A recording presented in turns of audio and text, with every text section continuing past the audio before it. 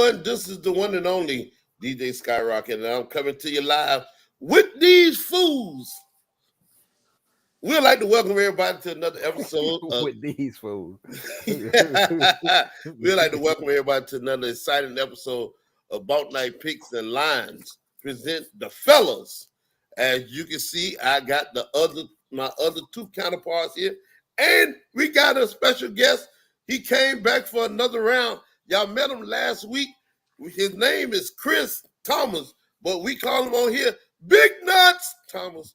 No, but we're gonna drop that. We can't call him that no more because it just don't fit. So we just gonna call him Mr. Thomas, owner and operating and owner of the ECBL and the owner of the Prime Time Players.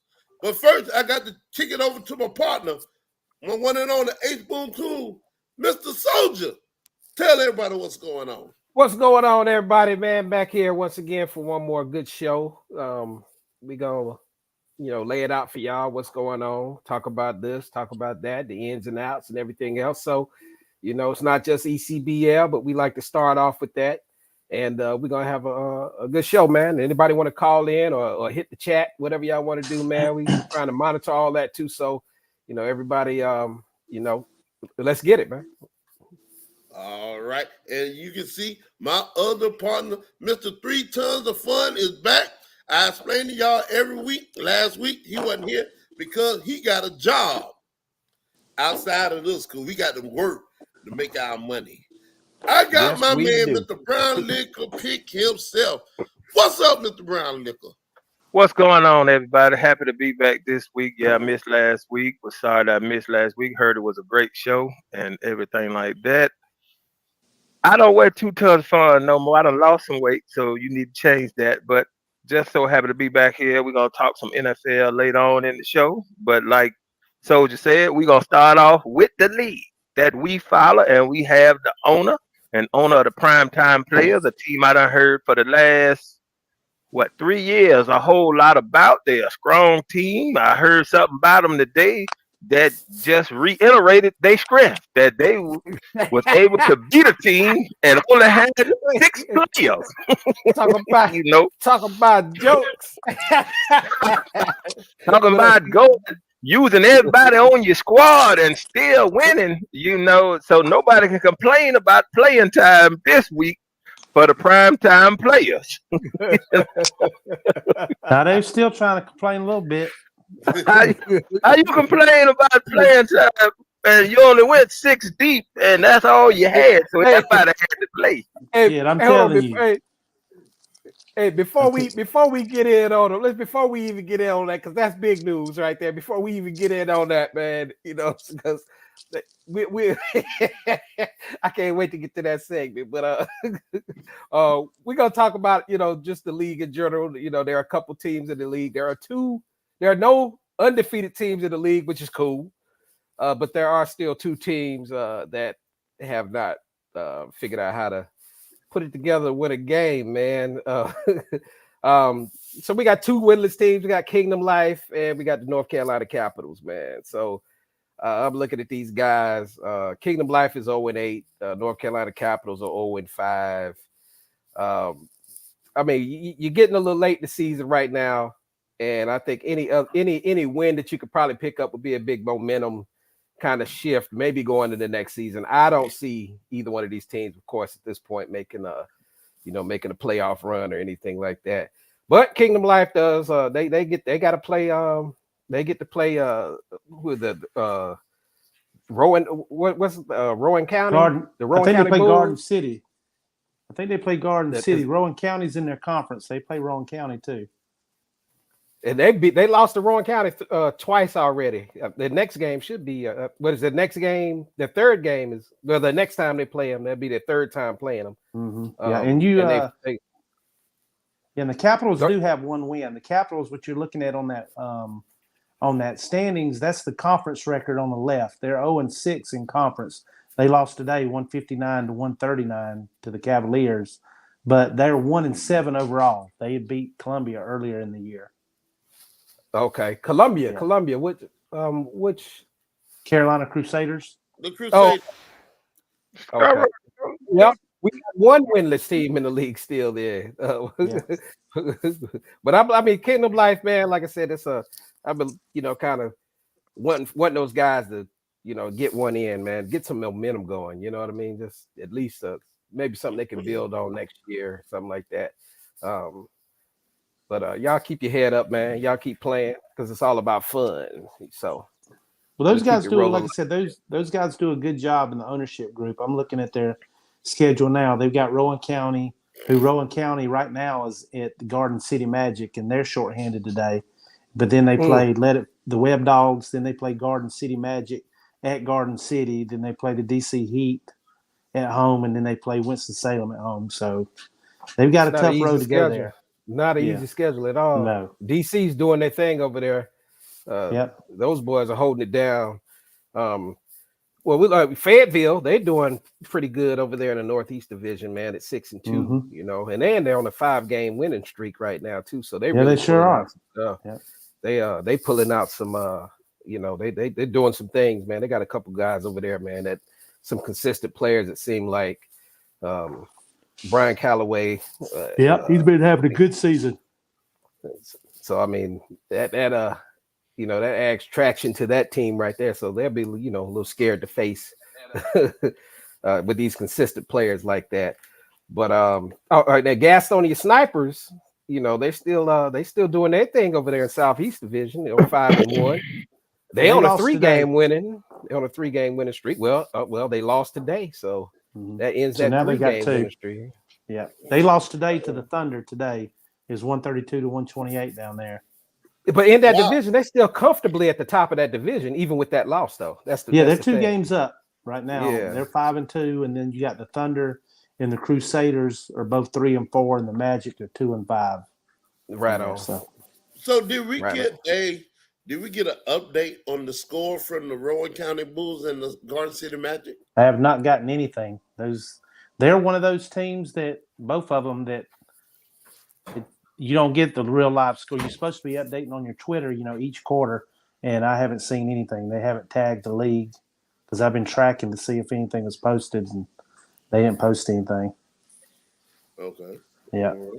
But I'm fixing to post something in this group right now and ask them where the hell the score is at. Right on. well, listen, we're just going to go ahead and rip the Band-Aid off, and we're going to talk about yesterday. Yes, sir. That what happened. It was a battle down at Brooklyn Casey High School in Casey, South Carolina. We was breaking in the new gym, the Brooklyn Casey High School. It was our first game there, ECBL first game in there. And we was in the new gym. Big shout out to Corey Etheridge, former Carolina Crusader.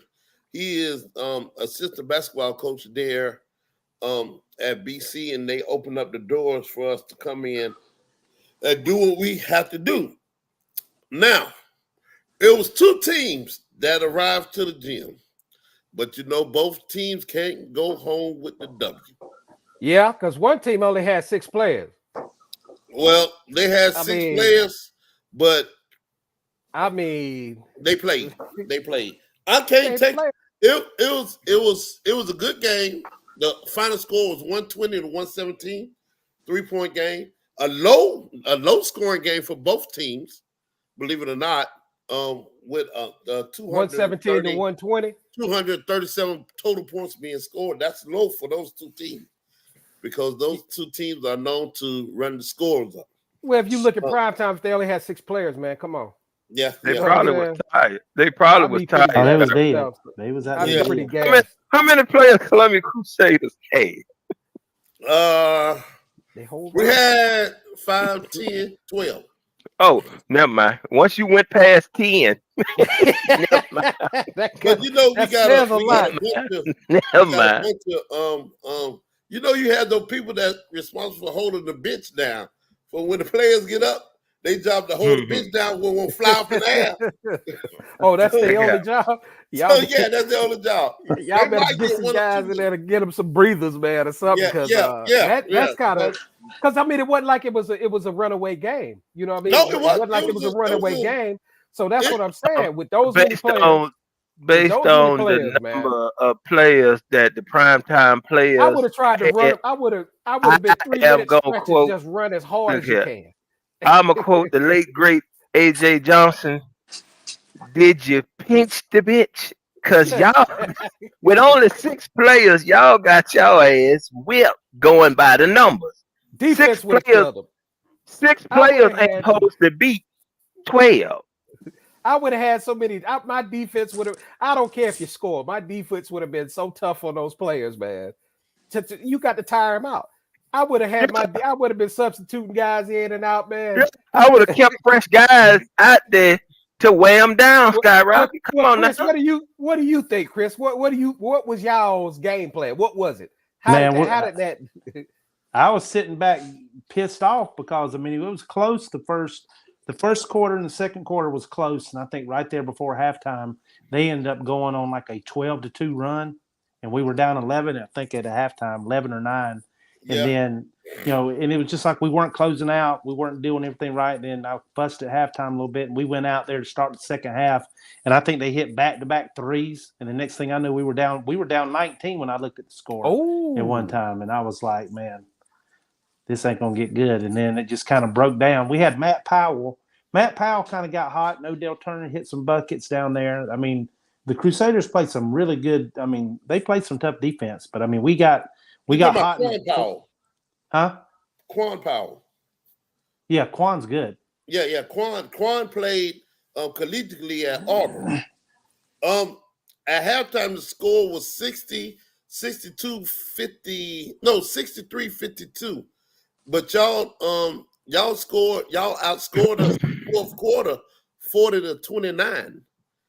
And that would erase that lead. Huge. And then the final quarter, y'all scored 27 points, we scored 26 points. Yeah. So that big third quarter for y'all actually won the game for y'all. Well, we couldn't score though at that 4-minute mark until the end. Y'all went on like a 10-0 run to cut it down to 3. That defense was really good at the end. It seemed like we couldn't get a shot off, and I don't know. It was bad. It was a bad ending, but Heath hit that one free throw, and then we kept fouling to make sure y'all couldn't get a 3 off, to tie the game, because we went to overtime. There wasn't no way in hell we was gonna pull that out. Yeah, and it was aiming up to be a overtime game. And the Crusaders, y'all got some pretty good. Y'all got a couple good players on there that really, consistently score. Putting up 20, a game. Well, if you looking at the roster, you got Hilton, he's a big gamer. You got Alexander, he's a big gamer. And I'm talking about just for us now. You got Quan Powell, which we just talked about, Mr. Auburn. Who else? You got Calvin Cook. He's a player. But I mean, being a good player is good, but it all boils down to team chemistry. You got to have, and we talked about this last week. We got to have that team chemistry where we know how to find the open man, how to move the ball, and do what we got to do as a team and a cohesive unit. With that loss right there, though, the prime time, though, man, that kind of just holds y'all in that third position there, right? Yeah, but it was really 3. a must win for us. So y'all can do what Let It Fly did, because Let It Fly went out there and they got that crucial win that they needed. Yeah, we needed that win, and that would have tightened up the standing a little bit more as we get ready to go in these last couple of weeks. And when do y'all face the Snipers again? We face the Snipers next weekend at Gastonia in Charlotte. What day y'all is that need on? that? The 28th. That's on Sunday. Then I might try to come see that. Yeah, next Sunday. Y'all need that win. Y'all definitely need that win. 4:00. Well, see, it's if crazy, y'all want to guys. close that gap, on Gastonia, boy, y'all need that win. Because I mean, the way the standings are right now, if the playoffs started today, Gastonia would be first at 5-2. Primetime would be second at 5-2. The Tribe would be third at 6-3. The Crusaders would be fourth at 3-4. No, I mean Hickory would be 4th. Yeah, Then the Thunder would be 5th at 3 and 4, and then the Crusaders will be in at 6th at 3 and 4 if it started today. But then you've got the Red Hawks are a half game behind the Crusaders. You've got the Web Dogs are a half a game behind the Crusaders, and then you've got the Garden City Magic, which are 1 game behind the Crusaders, and they play each other one more time too. Yeah. So I mean, it's tight. It's win. The The phrase gonna depend a lot. You know what I mean? Because there are a lot of some. You know what I'm saying? Depending on how strong the schedule is. I mean, if you got a weaker schedule, then you can probably expect to pick up a win or two that's going to help you out. You know what I'm saying? Because with the powerhouse teams in the league, these guys are kind of moving across the field like it's nothing. And I'm still looking at DC Heat, man, as being one of those magic teams right there, man. They're gonna be hard to get through. You know what I mean? You chiseling against the brick wall, man. So we'll see how it plays out, I guess, Yeah. So these next couple of weeks is gonna be very interesting. It's gonna get down and dirty here soon. I'll be ready to draw my brackets out soon. That's what I'm waiting for, so I can run to the board like Kenny Smith, my dry erase board. Did you upgrade the board this year? Or you got the handheld again? It's still a little handheld board. So really, you ain't running. You just turn around in the chair and say, "Here's what we got." Yeah, just spin the chair around. That's all. Yeah. But listen, for those of y'all that's out here watching, and if you have something you want to comment or something you want to say, something that you don't agree with us, you might agree with us, you're more than welcome to come into the chat. Just go into the comment box and say, "Let me in," and we'll send you the chat. We'll send you the code where you can come in. This is just an open barbershop talk. We talk about all sports, not just ECBL. We talk about ACBL. We talk about NBA. We talk about WNBA, because we got some exciting news coming out of the WNBA.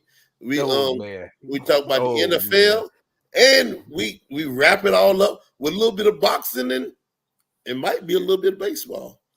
Strong boxing match last night that kind of shocked the world a bit. Didn't expect it to go the way it went. I was gonna get with Soldier and talk about that today. I didn't. Well, no, I expected it. I expected him to win. I didn't expect him to win in that fashion. Okay. Because old boy was doing him and his dad was doing a lot of trash talking, and he did look strong.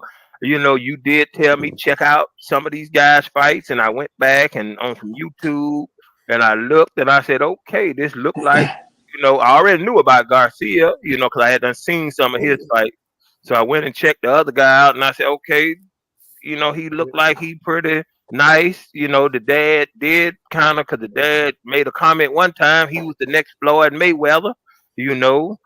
Well, they all are in that division, in that division. They all those super lightweight division right there. Everything coming out of the Floyd Mayweather camp, and everybody's everybody's Mayweather. So every box is Mayweather when it comes out of that camp right there, man. All of them Mayweather. All of them Mayweather when you standing there with your arms up and you're in good shape. But is you Mayweather when you get hit? Yeah. That was a fight. That was a fight. Let's go ahead. Move on to we'll come to the boxing a little later on, but we'll talk about it. Okay, so next on the agenda we got the NBA. It is playoff time in the NBA. It is playoff time. The cream have rise to the top, and we are set, and we are rolling with the final 16 teams, all vying to be the champion of the NBA.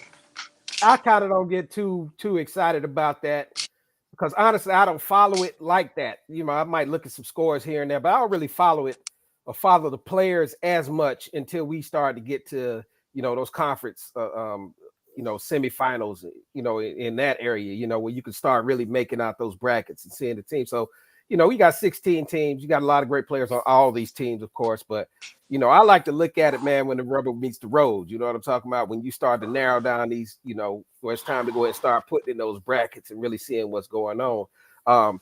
If I could talk about the NBA at all, I want to talk about the Dream Team this year. Let's call it the Dream Team 2.0. You know what I'm saying? Let's look at we finally getting a team. Or is it going to be named the Redemption Team 3.0? Because it might as well be.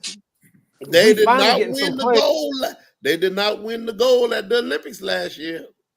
But listen, we finally getting you getting the face of NBA basketball now, finally accepting those roles in this as for the USA. You know what I'm saying? So we got our best players taking the stage for the US to represent the US, which it should have always been that way. You know what I'm saying? We should have been doing this forever. We would have been undefeated forever.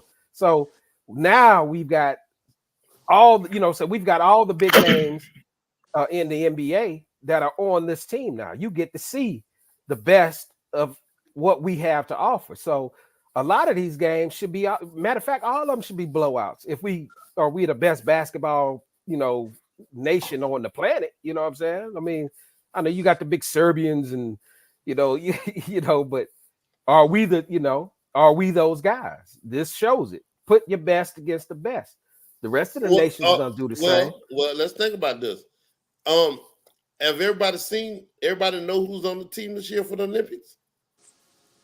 Well, I mean, maybe Anthony Davis, LeBron James, Steph Curry. I mean, we got the best. Leonard, you got Kawhi Leonard. You got Ant-Man from Minnesota. They really got a great squad, cream of the crop. I like how they mix kind of the experience with some youth, and then you got Kevin Durant. You got some, you got old boy from Boston, Jason Tatum.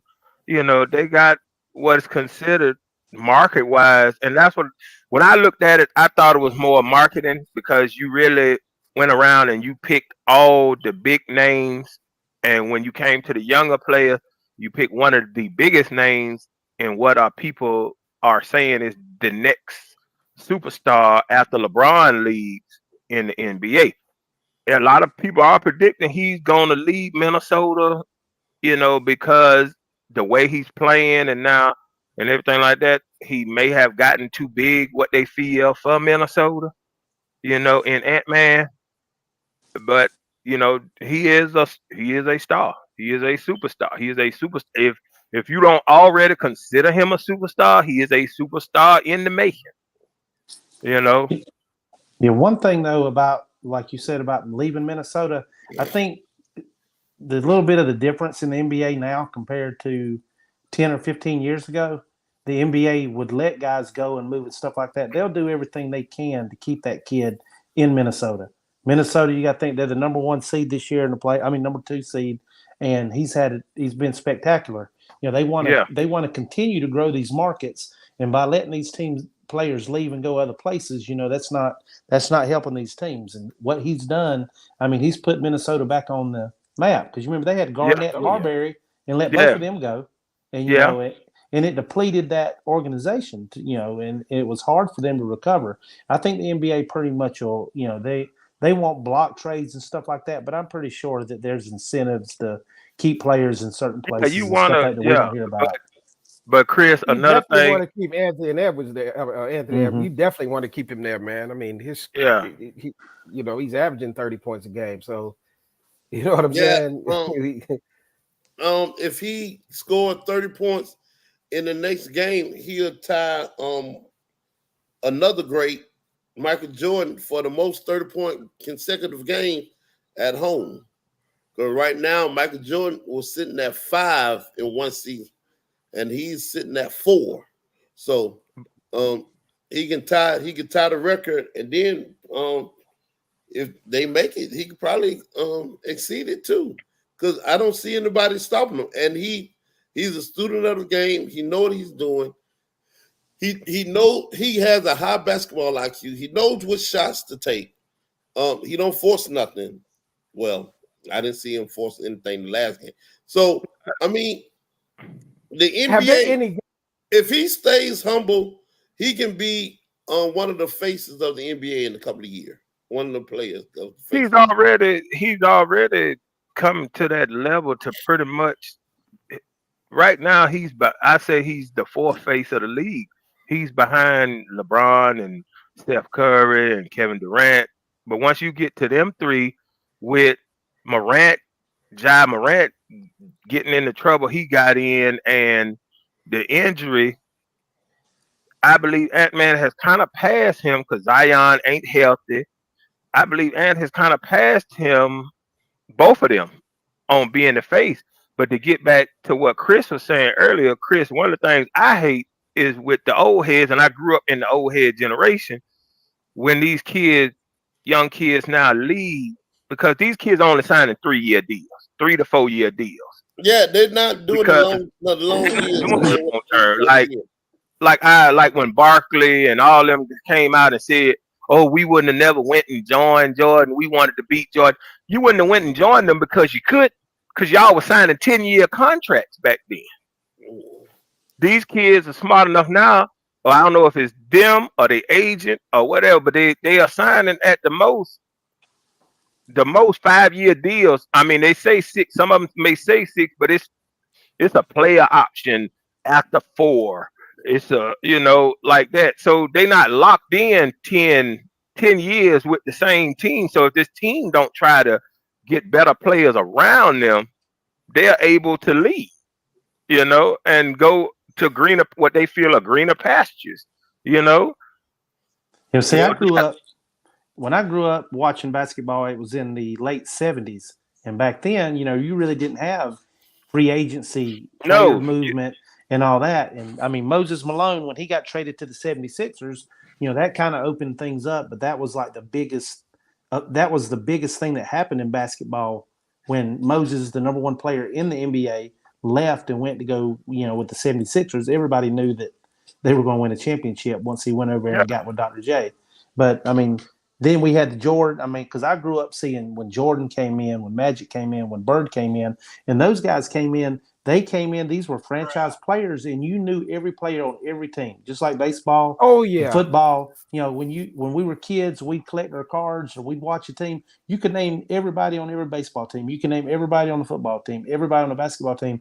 Nowadays, you can't keep up if you don't watch all the time. And then you turn on the playoffs today and you watch a playoff game. You're like, hell, I didn't know that guy was on this team. Now I didn't know he was on that team. You can't really keep up with it. It's crazy. Oh yeah. Yeah, you're right. You're exactly right. But see what this generation has done now, they have put more pressure back on management and the owners to get better. If you don't get better players around me, I'm out of here. Yeah. And see, they didn't have that pressure back then. They was like, I got me a Magic, I got me a Bird, I got him for 8 to 10 years. He locked in. Don't come here arguing about your money. Moses, the trade, like you say, the trade with Moses Malone, trade with Kareem. Those were trades that the ownership group did. They didn't say Kareem, players back then hollered, "Oh, I want to be traded."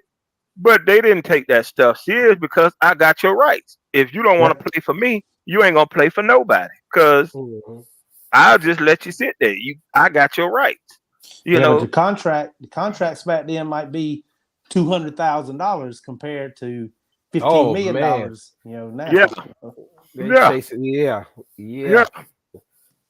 So but a lot of players are just putting themselves in position now that they do have those type of options. They're putting themselves in position to be able to chase that money.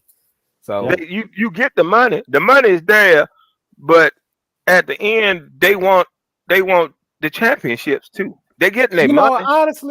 Honestly, I don't know. I think that some of these players are that selfish too. It kind of seems that some of these players kind of seem that they get 3-4 years. The ones that don't jump though, the ones that don't jump, I feel some of them won't play. They even won't play because I'm not healthy right now. Some, what I'm saying, some of them even won't play. You know what I mean? They got this guaranteed money in front of them. And some of them, you know what I'm saying, will pick the times when they feel sick. You know what I mean? Yeah. I don't want to play. I mean, I got this injury. but that's part of the new NBA. But the thing, okay, I feel Kevin Durant. Kevin Durant keep jumping because Kevin wants a championship because everybody's saying his Golden State championships are tarnished because you went to them after they beat you. You know, after they knock you out of the playoff, you jumped on their bandwagon to get a championship, and you got him. Now he wants to prove he can get it without Golden State. You know, so that's. Well, let's look at it. Let's bring in somebody like Kyrie. So Kyrie's been bounced around the league, kind of all crazy like a little bit. Do you think Kyrie? So what do you think Kyrie's position or what Kyrie's role is? And do you think he's just trying to be, you know, you think that he's trying to be a part of a dynasty, or you think he's just, you know, like I don't know what Kyrie wants to do. You know what I'm saying? I don't know if he's That's the thing. chasing the ring or Does he want to be surrounded by those players that can help him get the he's win? that odd guy. Does he want to prove he can't guy. do it without LeBron? He can do it without LeBron. You know what I'm saying? Is that you know? Kind of in a sort, but it seemed like to me Kyrie's that odd guy because you were winning and you had a big part. You know, you had a big part in Cleveland winning the championship. You hit the winning shot. You know, so what more did you want? But this is what me and you talked about the other day. He still was in that Robin role. And maybe that's what he did. He wants to be Batman. But where you at now with Luka, if they win and Luka is being Luka, you still in that same role. They still gonna look at you as Robin. You not Kyrie. You not. And then when you was in Jersey, if they had to win in Jersey, everybody was gonna give KD the praise because KD's the bigger name. I don't know about that. I think. Look, I don't. I mean, I think Kyrie probably would have got that if Brooklyn if KD would have played, if KD was KD and he played the way KD did when he was at Golden State, remember, because one of them championships, remember he won Finals MVP on that Golden State squad. You know, so if he had to win Finals MVP, they still would have said KD led them. Well, I mean, yeah, I can say that. But KD's coming from that. Remember that Oklahoma City dynasty, man. You know what I'm saying? But is that really a dynasty? Because they didn't win nothing. They didn't even, you know, they didn't even win a Western Conference championship. Is that really considered a dynasty? He came from a good team in OKC that I feel that he should have stayed there. They lost that year. You got mad. You left. But y'all, I mean, I don't understand it. So how do y'all think Golden State keep their team together like that? Anybody got anything to say on that? They don't. They don't. What is it that keeps Golden State together? Well, I don't think they're going to be together. I think they're going to actually lose some players. They're going to lose Klay Thompson. I feel Klay Thompson gone. Klay Thompson, that last game, that play-in game, he didn't score nothing. So you think that there's some dissension in there, man? You think that there's some behind the scenes that's going on where players are unhappy? Time catches up with everybody. You got to get rid of Draymond. Yeah. Oh, man. It's time to let Draymond go. But is Seth going to be happy? Because if you let Klay go and you let Draymond go, now you are a total rebuild mode. But they'll never, ever be...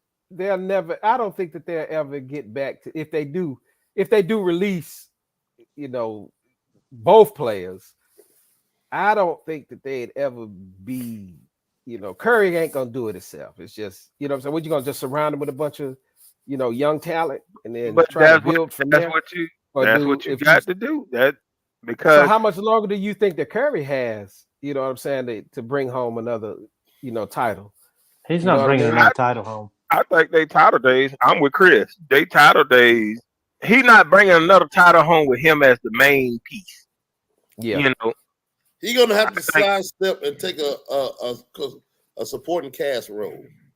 So Klay Thompson has pretty much been there under the wing. Well, I wouldn't even say under the wing, but being a he true was support one half player, of the Splash Brothers. true support, true support player. They've been there. Yeah, they've been So there. what does if you were somebody, if you were like, where would you think that Klay Thompson would go? Where would he fit? You know what I'm saying? To tell you the truth, he's like a Ray Allen to me at times, man. I kind of, you know what I'm saying? He's like a Ray Allen to me. You know what I mean? So, do you put him on a Miami Heat or something like that? You know what I'm saying? Like he's like a Ray Allen to me. Klay pretty much, in my opinion, this is just my opinion. I ain't no expert on the NBA or basketball. He pretty much can go anyway, but okay, what's his price? What is he gonna be asking for a price? And because he did have a bad game, I give him that. He had a bad game. He didn't score nothing, but that's not him. He's still a very good shooter. I don't think he wants to go somewhere and not be a starter. So He's I'm not doing saying, that. yeah, he's not doing that. But he still got something left in the tank. To where, and I ain't saying this because LeBron there, because I ain't no Laker fan or nothing. But it would be nice because remember Klay dad played for the Lakers back in the day. You know what? That'd be a smart move, I believe. Yeah, to go, and I miss more respect for your dad. If go there, this where my dad played at. I'm gonna finish my career where my dad played at and won championships at, and go like that. Mm-hmm. Because you got championships, you got money. What now? Now all Klay Thompson doing just like Curry. They building what their legacy is. Because you set in stone, like Curry's a Hall of Famer. I say Klay is right on the borderline of being a Hall of Famer because he got them championships. So it, few more stats help push those ones that are on the fence about him and everything like that, because the thing about it is when you name, and this is how I consider a Hall of Famer for dudes playing now. If somebody names you, one of the so-called experts name you while you was at the height of your career in they top 10, then you are trending toward being a Hall of Famer. And Klay was always, with the competition Klay played with, he was always, in my book and stuff I checked, in that 11, 12 spot. Mm-hmm. Might be 13, 14, 15. So he may need a little more stats and, stuff like that to push him into the Hall of Fame, because he really wasn't never, when they was naming at the height of his career, when they was naming top 10 players playing at the time, they rarely said his name in there. His name rarely wasn't in there. He was always overshadowed. Name was rarely in there. Yeah, he was always overshadowed by other players around the league. Mm-hmm. Yeah. Okay. Right on. All right, but I'm with you on that. You got anything you want to talk about on the NFL side of this thing, man? NFL right now is quiet. I mean, they making noise, they making fuss, they saying this, saying that, this, that, and the third. But everybody now, because the draft is Thursday, it starts Thursday. So right now they all sitting on their hands. Minnesota is still the one that everybody. Denver got now. Denver's out there. Denver's a dog barking with the gate closed. Because Denver needs a quarterback, but they ain't got no draft capital to trade up.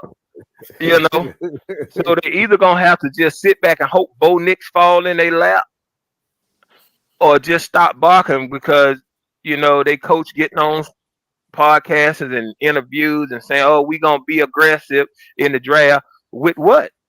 You got nothing to trade up, and everybody wants. They're gonna trade.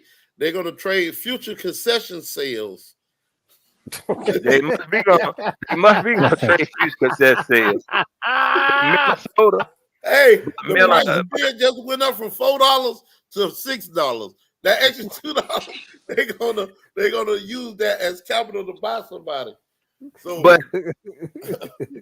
the to me the scariest player, and I say it not scary because of his talent and his or what he can do if he get on the field. The scariest player in the draft is Michigan's quarterback JJ, because Michigan didn't ask him to throw a lot.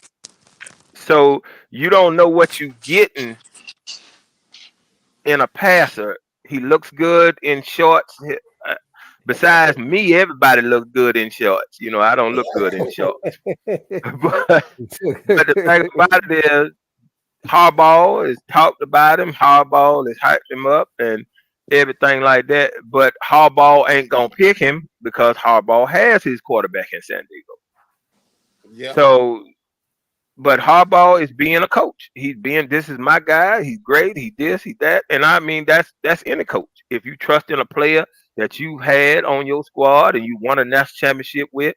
But I am scared of him because of the fact that he wasn't asked to make a lot of throws, but he can make them in the drills and in practice and everything like that.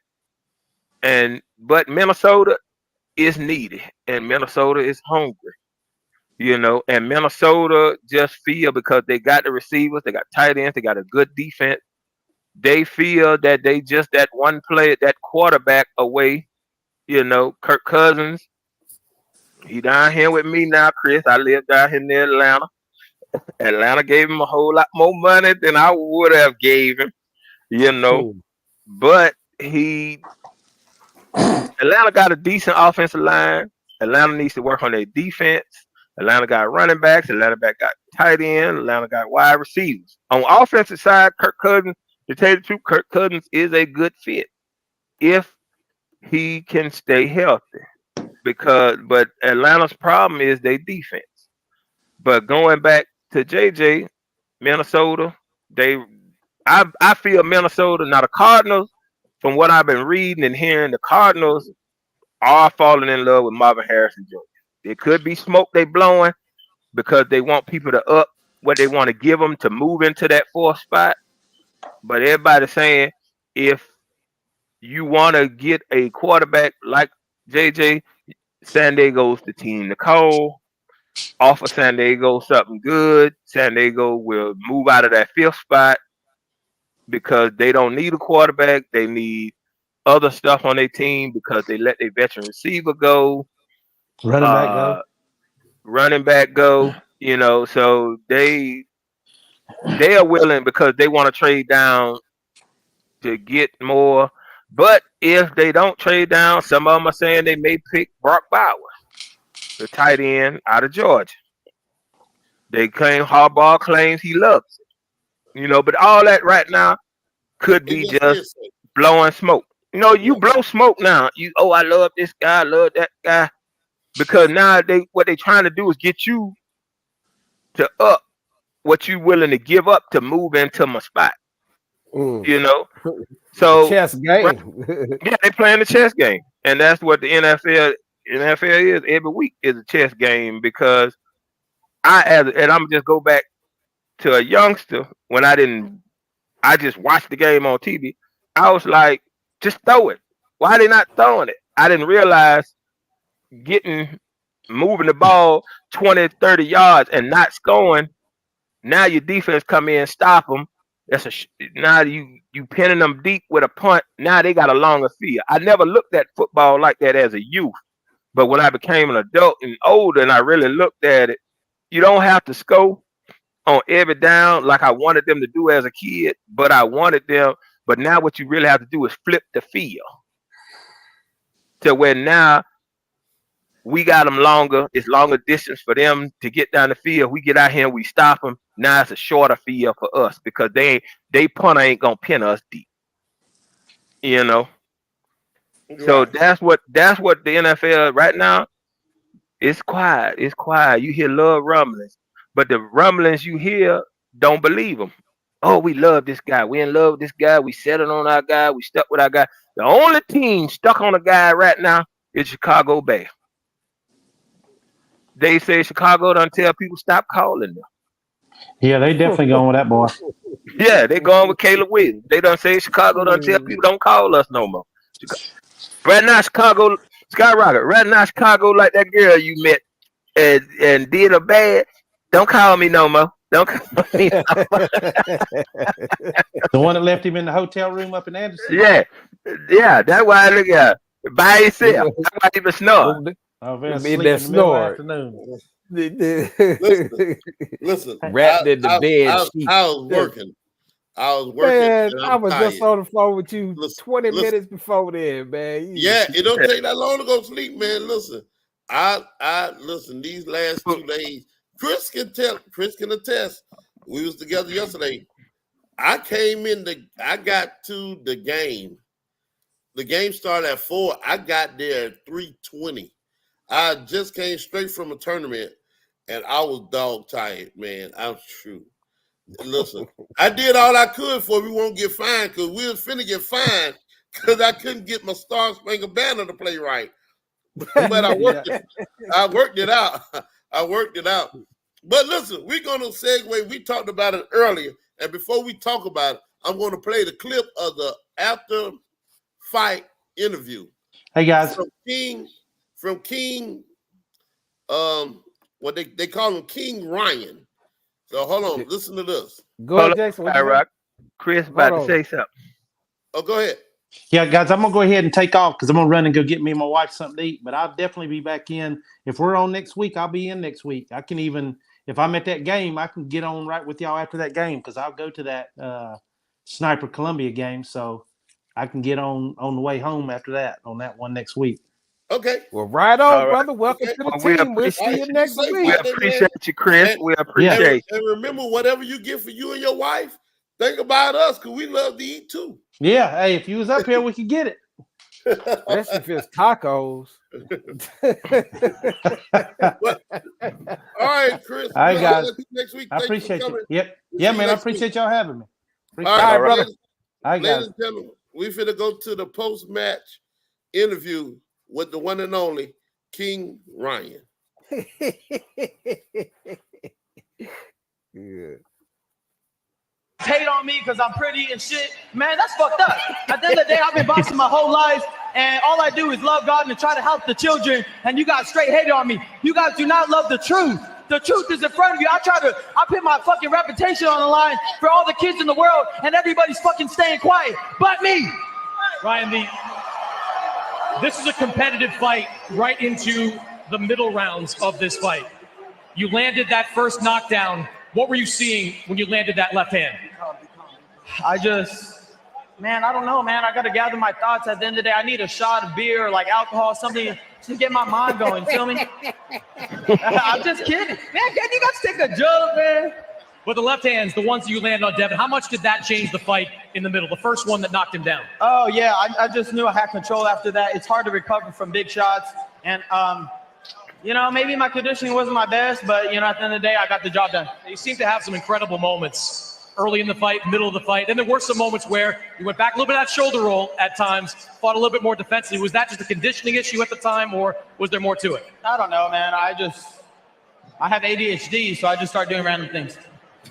How much? Because you guys overrate everything. You guys hate on me because I'm pretty and shit. Man, that's fucking.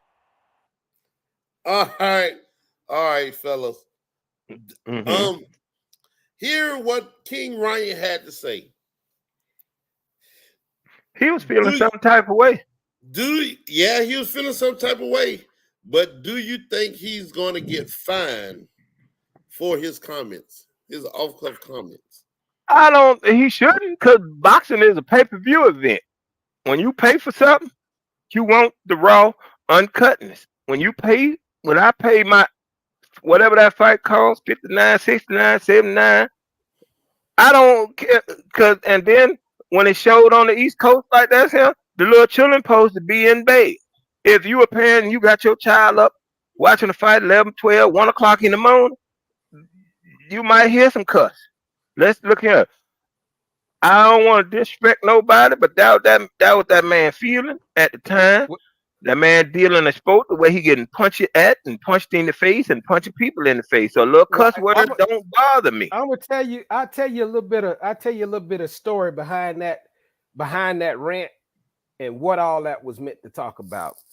So Ryan Garcia was trending on a lot of the social media, and he was talking about a lot of the upper echelon elites and what they had done to him and what he had seen done. It ties into this big child pedophile ring and all this other stuff. So this is why they were saying he was losing his mind and all this other stuff because he posted all this stuff online. So everybody was saying, well, he crazy and all this other stuff, when he's saying that he's just trying to expose the truth because he's found the Lord, and and that's what he's trying to do, is expose that. But that was the background behind that. So he took him in the fight, this fight right here with Devin Haney. The media kind of made it seem like it was the good versus evil type fight. And they were saying that Ryan Garcia was losing his mind. So he wasn't fit to be in here fighting. You know what I mean? Like, he probably gonna lose because he mentally not there when he was just speaking his truth, on what he was talking about. That's why he's talking about protecting the kids and all this other stuff, because that's a big thing that's going on right now with a lot of these investigations on a lot of these, upper echelon people. So that's what the background. He been to some P. Diddy parties. Nah, I don't think he made the P. Diddy parties. He was over. I think he was over in California, over there in Bohemian Grove or something like that. Oh, okay. Long as he ain't been to none of them P. Diddy parties. I don't think he made to the P. Diddy parties, man. I don't know though. Hey, y'all better watch what y'all say about P. Diddy. P. Diddy got money. Y'all better buy. All right, listen, man. Look at the comments expressed on this are not mine. I'm gonna tell you this though. I ain't like him anyway. I'm like Suge Knight. If you don't want your exec producer dancing all in the video, rapping on the song, come to death row. Hey, you see what Suge got, right? You see what Suge got, right? Suge in jail because Suge want to run people over. Sure, these people filming a movie. They don't want you on their set. Go home. You can't run them over. Come on, sure. You mad because how they portrayed you in the movie. That's how they saw you, partner. Come on, sure. Come on now. So that fight though, but that fight right there, man. Ryan Garcia was 24-1 because he lost against Tank Davis before that fight. Devin Haney was 31-0, and he was the super lightweight. He held the super lightweight title at 140 pounds. So, but Garcia was trying. He in that mix of fighters right there. But like I said, Devin Haney was the favorite for this fight simply because he was 31-0. You know what I'm saying? But when you talked about the Tank Garcia fight, remember? Yeah, Garcia went down. Yeah, Garcia went down in weight to get that payday. He went down, he got that liver shot or whatever. But see, the thing is, the Tank team knew that he had been hurt in practice. So Ryan Garcia was sparring somebody, whoever it was, before the fight, training for the fight. He had been hurt on that side of his body, on the right side of his body. So he had been hurt. Don't know if he had like a broke rib or we don't know what it was. But either way, he had been hurt. But then the Mayweather camp found out about it, of course. And of course, Tank, was going to get the insight on it. And so he exposed that man because that whole fight, really, he was looking for that one left hook to the body of Garcia, and he got the hook. He got that hook, and Garcia kind of went down. I think Garcia knew then, even at that time, like, man, if I catch another one of these, especially with the power that Tank Davis has, then I'll probably really break up everything in there. So, whether he stayed down because of that, but he was already hurt coming into the fight. But this fight right here was a better fight for him. I think was a better fit for him to try to get him back up there. But, he got all this other stuff that's following him anyway. So, but this was a good fight for him, and it gave him another platform to go out there and speak, to say what he want to say. So any publicity is good publicity right now at this point. Even if it's negative, also good, fight, Yeah. But this fight was also at a better weight class for him. Cause remember after he lost the Tank, he said he wasn't going back down to that weight. The thing is, in that other fight, he liked to use the fact that he had the no rehydration clause in that fight. So okay. Once you meet that body weight, it's pretty much you have to maintain that body weight into the fight. You can't, because a lot of these guys, a lot of these boxers, believe it or not, if they want to make weight, they cut water weight. And to cut water weight, you dehydrate your body. So you ain't gonna come to this stand to 142. You're gonna weigh in at 140 pounds, and then when we get to the fight, your next official weight is 145 pounds or 148 pounds. You see what I'm saying? So that's the no rehydration clause. Once you make weight at the weigh-in, some of them don't even weigh again. Oh yeah. Some of them don't. We don't even know what the official weight was. I still don't know what the official weight was for this Garcia Haney fight. You know what I'm saying? So yeah. But I think the no rehydration clause, I think that might be where they say you gotta make that weight on the same time. They weigh you when you get to the arena that night. Yeah. So you're gonna weigh in twice. You're gonna weigh in twice. The first time you're gonna weigh in, y'all gonna weigh in the official weigh-in when they televise it on TV and y'all do the face off.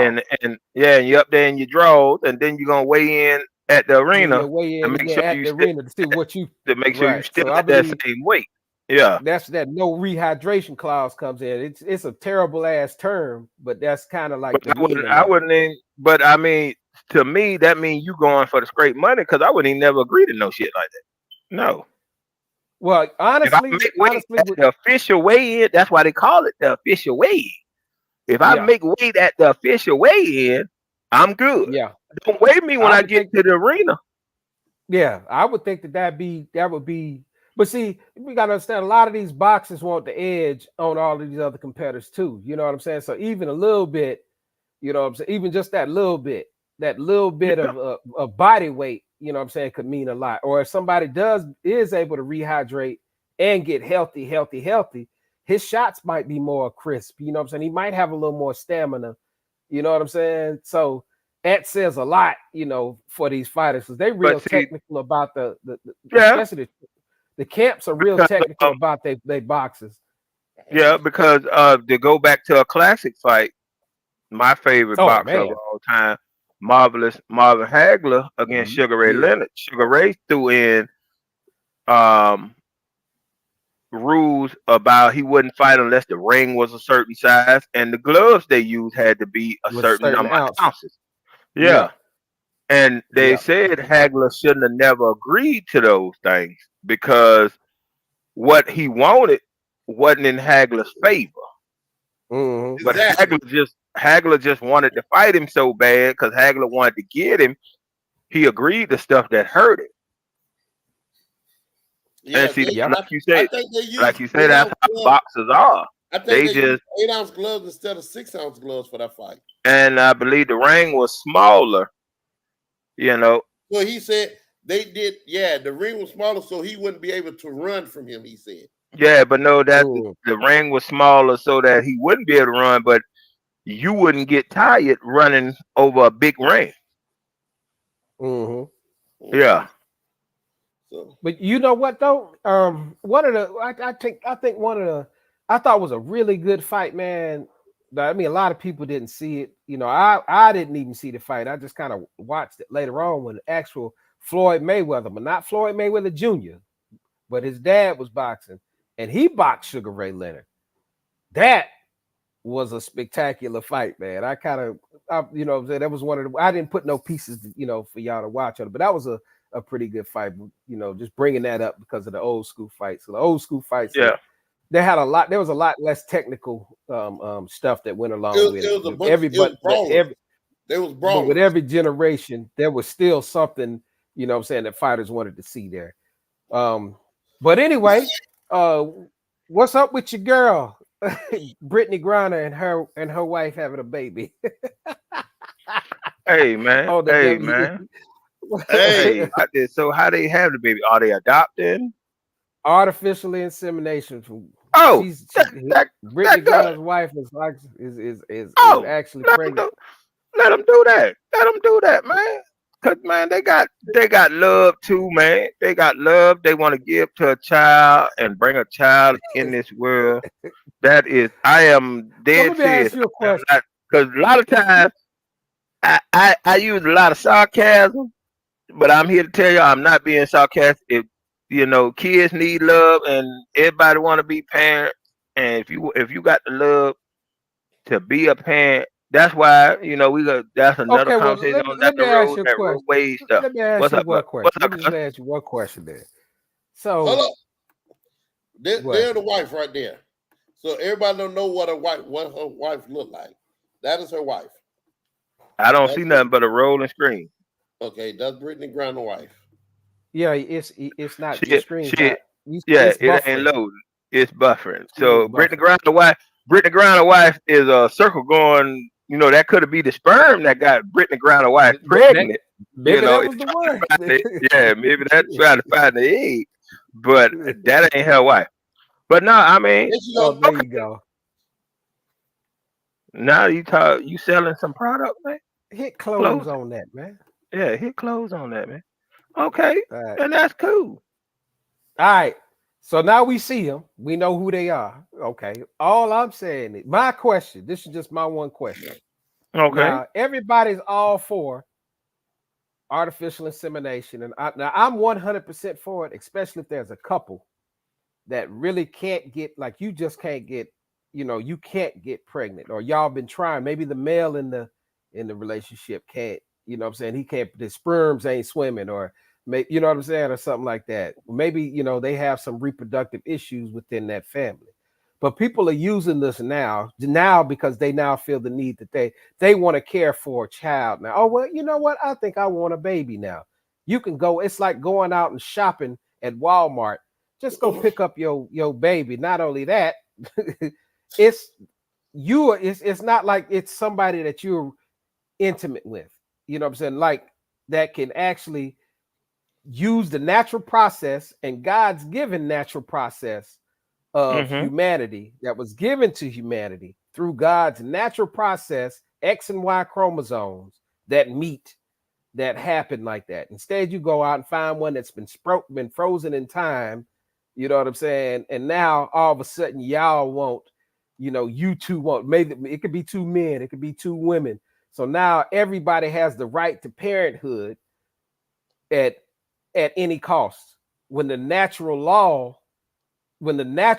has always been, when we didn't have artificial insemination and all that, and you couldn't have a baby, you would have like a midwife or something like that, or a mistress or something like that would be able to bear your child. So if a woman couldn't have a child, they could still have a child because the woman was into the mistress having a child. But still, that was the natural laws of a man and woman having a child. Now we use it like it's just a little toy in a Fruit Loop box now. But let me see what I got in here now, because I want one. I want a child, so let me go dig in this Fruit Loop box. Is what it seems like it's become to me. And because if they wanted to do it, they wouldn't have publicized it. It shouldn't have been all this national talk like they're the happiest couple in the world now. Now it's publicized to this point. It's all in the media. If y'all were really that, y'all really wanted that, y'all could have kept that secret. How many people have babies and don't tell nobody about it? You meet people that you don't work at on a job and never knew that they were married or had 4 or 5 kids. You know what I'm saying? That you probably worked with forever. So why is this now a thing? Because it seems like when they do it, it seems like, oh, well, we got to broadcast this. Now let's put it out there and then let's show how loving we are and how great parents we can be through these pictures right here. So I'm not 100% on board with that. And I do understand that there are certain areas that type of technology is okay to use. I'm just not on board with people using it and flaunting it like it's just some great thing because they're trying to make it seem like it's okay for anybody to do it. Next thing you're gonna Hey know, man, you can you need have 2 13-year-olds, you know what I'm saying, 2 12 where does it you end? need Where's to the you limit need to it? you need to adjust your, because you look like a dangalang. Oh, there you go. Thank you. Cause boy, you look like a dang in the dark just now. But no, my thing, you until that light bright out, cause you had to look dog. I was like, boy, he got a old dang. But anyway, now, cause this way me and you don't tend to disagree on a lot of stuff. But this here is Yeah. where we gonna disagree. But Well, that's cool. That's cool. It's yeah, all right. and I'm cool with that. I ain't mad about your view because you just display your view. My thing about it is that the thing about it is, to a certain extent, you had folks that, and I'm gonna go a little bit off, and then I'm gonna come back to what you talking about and the situation with Brittany Grinder and her wife. For a while, you had all these so-called celebrities in Hollywood going overseas, getting all these overseas babies and all this here, adopting these children and everything like that. When it was kids in the U.S. that Yeah. needed homes and everything Right. like that, but it was more, they used it. They used it because it was more fashionable, more cool to go get a child from overseas and Right. have you. And that's what the vibe I got off it from watching. I'm like, it's kids here in the U.S., but they was more like, oh, let's go get one of these overseas babies. But then I also did one thing about me. I do some reading and research. The adoption laws over there are real loose.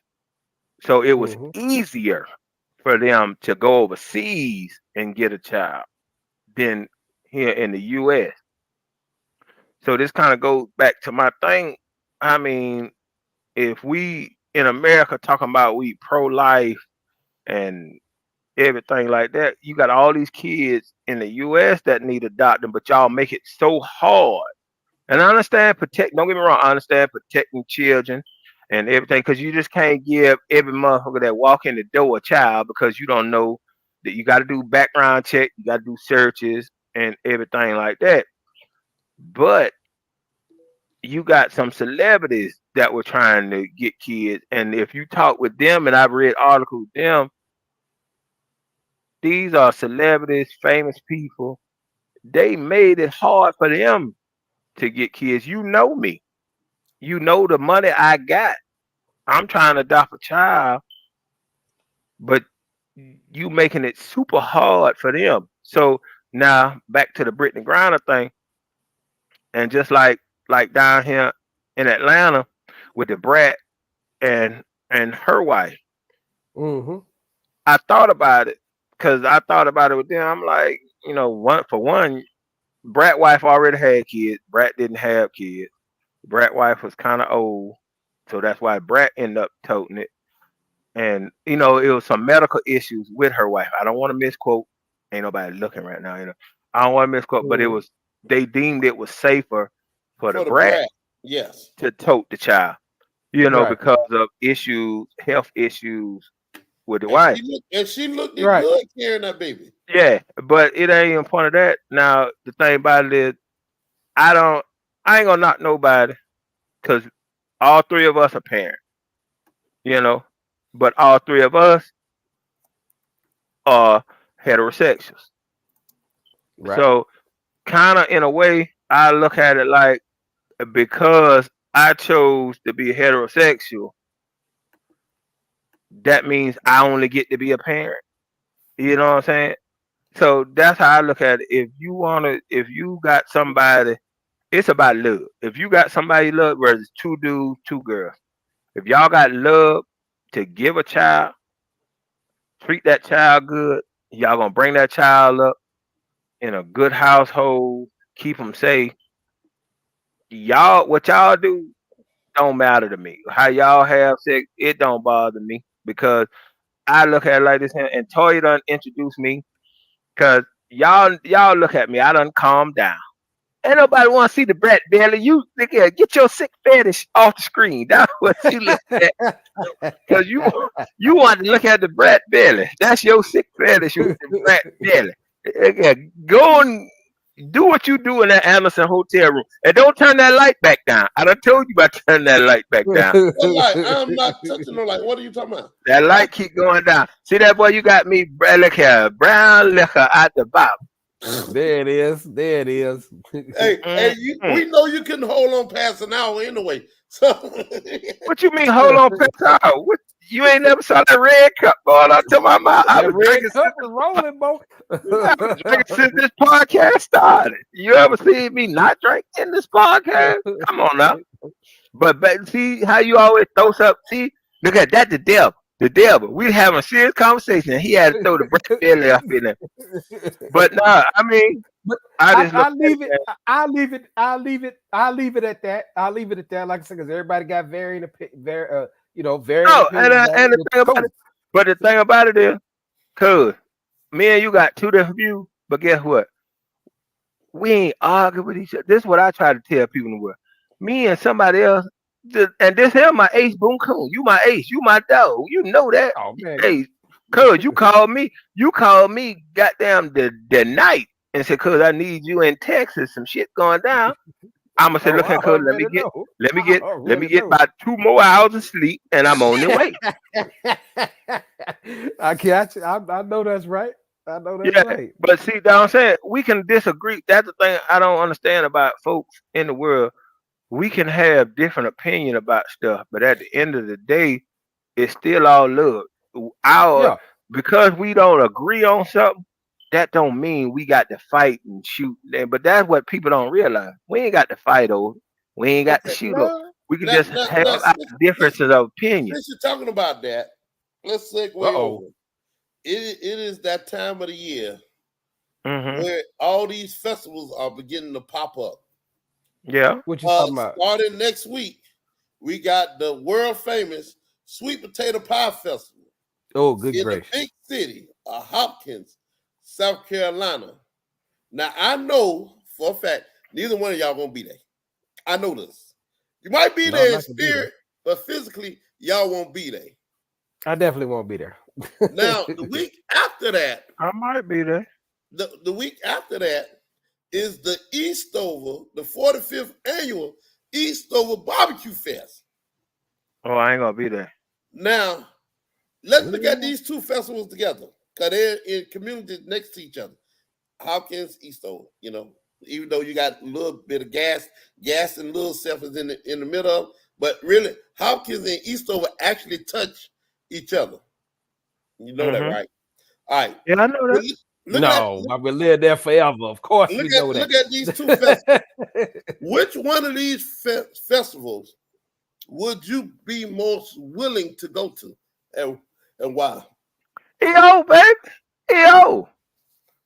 E-Town always get it on that, man. E-Town always get it on that, Hopkins don't really have. They ain't really nobody. Everybody from Hopkins always came down to Eastover when it came to stuff like that. Hopkins don't even got a town. Then let's look at what used to be like the main hub. Everybody from Gadsden, Hopkins, and Eastover. Tony's Lounge, baby. Tony's Lounge. You know what I'm talking about? That was like the central. You know what I'm at, Skyrock. You know what I'm show. Skyrock. You know what I'm more mad about? What? Gaston. Because Gaston should have had a festival before Hopkins. Because Gaston actually got a town. Yeah. Well, Gaston do have a little festival now. Now I'm talking about from the big jump. Hopkins should have never had it. Hopkins don't even got a town. Where's the town of Hopkins? Right there at the park. You don't stop lying. It don't exist. It right don't there exist. At the barbershop. Right there at the barbershop, then you got Hopkins Elementary School right there. At the four-way. Did it go down to the four-way where Trav used to live? What about the barbershop? What about the barbershop by Hopkins Middle School? There you go, right there. What about you know what I'm saying? Hopkins don't have a town. Gaston, I am mad with Gaston because Gaston should have had a festival before Hopkins. Gaston don't have a town. Where's town? Gaston do have a town. Rat Day on 48, where the hardware store and the post office. It closed now. And then you got the diner right there. You had that diner. You had the post office. And you had Freeman. The lumber yard. You had the lumber yard over there. You had the lumber yard. Now, like you say, the hardware store closed now, but back in the day, it wasn't.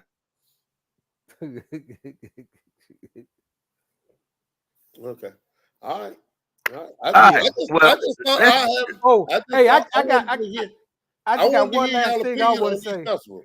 I just got Now, one last thing I want to say. One last thing that I'm done. Did y'all know Michael Jordan got 2 NASCARs and yeah, just won Talladega today? yeah. I didn't know he had won Talladega today because the race was day. But which driver won Talladega? Tyler Reddy. Okay. Yeah. Yeah. I knew Jordan Tyler had Reddy. 2.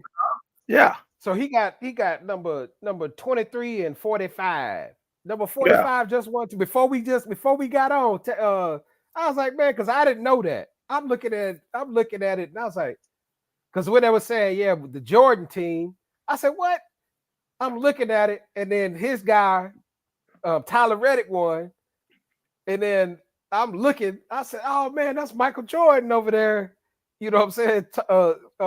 With the squad. So he owned 2 cars. He co-owned it though, but he got 2 Yeah. He cars in the co-owns it. NASCAR, He and co-owns they it just with won today. I forgot the name. I forgot what his dude name. Tyler Reddick. Yeah, Yeah, he that's the just won driver that won today. it, but he Just co-owned it now. with the dude. He co-owned it with the dude from last time I checked. Don't quote me on this. I could be wrong because this was a few years ago. He co-owns it with the dude that drives the FedEx car. Okay, it's Bubba Wallace and Tyler Reddick. Of Yeah. course, y'all know Bubba Wallace was he broke the color barrier in NASCAR. And we'll No, talk he about really that. didn't. He really didn't break the color Well, barrier. well, My man back in the day broke the color okay. barrier, but they But didn't then ever want to acknowledge it. let me ask y'all this. And y'all, I dig into sports. Why it seems like everybody that is of African American descent that breaks into a white, predominantly a white majority sport, always name be Bubba. Think about it. You got to show me more examples of that. Yeah, you gotta show me more than just Okay. Bubba Wallace. Bubba Wallace, Uh-huh. that's NASCAR. Bubba Stewart was motocross. Remember him? No. Bubba Stewart. No, that wasn't a Bubba Stewart. His name was His name was Bubba Stewart.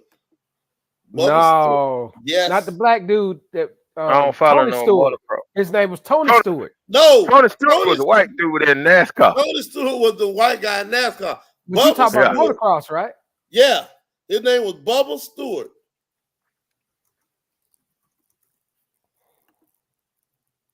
Bubba Stewart. All right, Bubba Stewart. I don't know. I don't follow motocross. Well, give me another one. Okay, that's 2. I got one. And more his name was James Stewart. He went by Bubba. His name was James Stewart. James Bubba Stewart. Okay, yeah. Okay. Yes. James Bubba Stewart. I'll give you that. His name was James and Stewart. Then there's one more, but I forgot his name. Look at that, man. That's only Tiger Woods didn't go by Bubba. And Serena didn't go by Bubba. Serena didn't go by Bubba.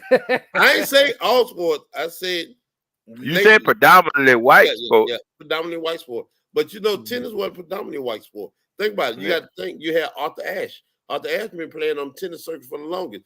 All right, that was one black dude. Tiger Woods. Before Tiger Woods, you had a bunch of amateur golfers. We talking about pro. We talking about when you talking about people that entered the game. You just digging now. You just dig. You talking about people that entered the game. The truth. The facts are the facts. You keeping me from my McGettis. It's time for me to go eat McGettis. It's time to eat them McGettis. McGettis. All right, man. Is that what my boy called him? Oh, one more thing. What do you think about Jameis Winston getting signed? It's a good deal for Cleveland because the thing about it is this is what more NFL teams need to do. Because y'all need to get a backup quarterback that does stuff similar to your starting quarterback. Because if you don't, then if your starting quarterback go out, you got to change your whole offense. Because if I got a pocket passer as my starting quarterback and my offense is built around timing and pocket passing, why am I gonna go get a running quarterback? Now I gotta put in plays for him. Now my offense is changing. Now my wide receivers have to look over their shoulder more to see, okay, is this dude running? Is the ball coming or what? So see that thing and now you got me into a whole nother thing. NFL need to do this. Build an offense around what your quarterback does well. Don't try to fit your quarterback into your system. But we label all these offensive coordinators as offensive genius. I hate that word when it comes to NFL, offense coordinators. Oh, he's an offensive genius. But you hear it every year after the season over with when all these coaching vacancies come up.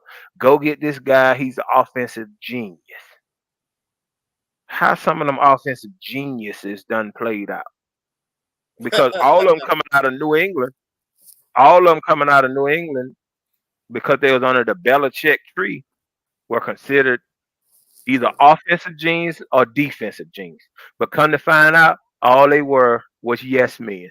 And even the great Bill Belichick, what was his record since Tom Brady? Bill Bubba Belichick.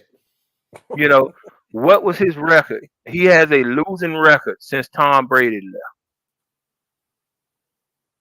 But you ran Tom Brady out of town because of your ego. You came down here to Atlanta and your own owner. That just came out this week in Atlanta that Robert Kraft called Arthur Blanks and said, I don't trust Bill Belichick.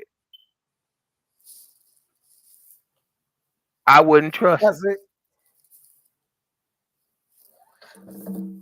Mm-hmm. Look at that boy, that falling asleep. No, I ain't falling asleep. I'm listening. When your owner, when your former owner that you won 6 Super Bowls for tells another owner in the NFL, I wouldn't trust it. And the thing about it, it wasn't like Kraft said that so he could get Belichick back. He was just being honest, one billionaire to another billionaire. I wouldn't trust him. Okay. Well, all right, ladies and gentlemen. With that being said, our time has drawn near. We got a couple of minutes before we have to head off. Listen, I feel good. Look at these teeth. Yeah, I see a lot of gaps. I see a lot of gaps in them. Hey, I got one gap. But listen, before we head out, final thoughts, final concerns, starting with you, Mr. Brown Liquor. Closing remarks. Hey, everybody, have a good week. It's all about love, everything. We got the NFL draft coming up. Whatever your favorite team is, go support them. We fans. We don't make the decisions. It may not be the player you want. So don't yell at the TV when they draft. Trust the process. Now, if your team don't hit on nothing, just go to the game or go to your tailgate and do whatever. Yeah, bus man. For all y'all Cowboy fans, stop destroying y'all TV. Skyrocket. Stop destroying your TV. But just have a good week. The draft is up. Get ready because it's going to be some shocks. It's going to be some surprises. And that's all I got to say. All right, Mr. Soldier B, what's up? Yo, man, thanks for everybody for tuning in. We got nobody watching right now, but if y'all check this out later on, man, y'all can still catch ain't nobody watching. I could take a drink on TV. Same time, man. Same time next week, man. We gonna keep doing it, man. It's all good. All right. Peace. Thank you again for everyone who's watching. Listen, we do this thing every week. If you ever want to come in and be a part of this podcast, you are open. It is an open barbershop talk. We talk sports here. We talk real life here. And today we brought in social issues. Cuz brought in some social issues. We talk everything. Whatever you want to talk about. We talk everything here on the Boukknight Picks and Line featuring the fellas. We'd like to thank our special guest for coming in, Mr. Chris Allen Thomas, from the owner of the ECBL and the owner of the Primetime Players. Once again, we'll see everybody in exactly 1 week from today. One more thing we're going to talk about next week. Baby mamas need to pay child support. All right, ladies and gentlemen, we are out of here. We'll see you later. Peace.